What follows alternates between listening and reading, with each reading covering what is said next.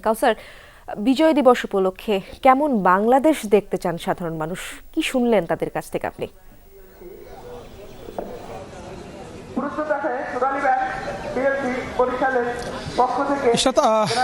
সূর্যোদয়ের সাথে সাথেই কিন্তু বরিশালের যে মহান বিজয় দিবসের যে আনুষ্ঠানিকতা সেটি শুরু হয়েছে এবং কালেক্টরের সংলগ্ন যে মুক্তিযুদ্ধ স্মৃতি ফলক রয়েছে সেখানে প্রশাসনের কর্মকর্তারা ফুল দেওয়ার মধ্য দিয়ে বিজয় দিবসের আনুষ্ঠানিকতা শুরু হয়।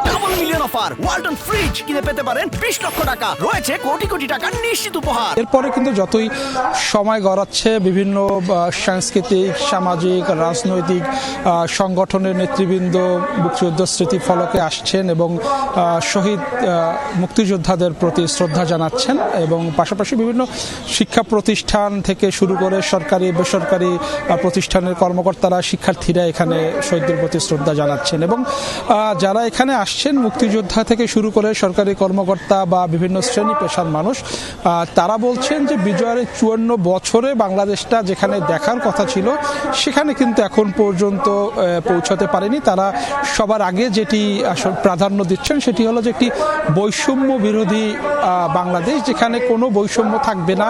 সরকারের প্রশাসন থেকে শুরু করে সকল দপ্তরে, সকল স্তরে দেশের কোনো বৈষম্য থাকবে না। সব মানুষ সমানভাবে চলবে, সকল ধর্ম মত নির্বিশেষে কোনো ধর্মীয় পরিচয় না, এখানে সকল একটাই পরিচয় থাকবে, তারা বাংলাদেশের মানুষ, বাঙালি, এবং সেই পরিচয় কিন্তু এখানকার মানুষ এই বাংলাদেশটাকে এগিয়ে নিতে চায়। এবং এখানে শ্রদ্ধা জ্ঞাপন শেষে কিন্তু যারা সরকারি কর্মকর্তারা রয়েছেন বা বিভিন্ন সংগঠনের নেতৃবৃন্দ রয়েছেন তারা কীর্তনখোলা নদীর তীরে যে বধ্যভূমি ছিল সেখানে শহীদদের প্রতি শ্রদ্ধা জানিয়েছেন এবং সকাল 9টায় বরিশাল বেলস পার্কে আনুষ্ঠানিকভাবে জাতীয় পতাকা উত্তোলন করা হবে এবং সারাদিনই কিন্তু মহান বিজয় দিবস উপলক্ষে বরিশালে নানা কর্মসূচি রয়েছে এবং নানা কর্মসূচির মধ্য দিয়ে বরিশালবাসী মহান বিজয় দিবস উদযাপন করছেন।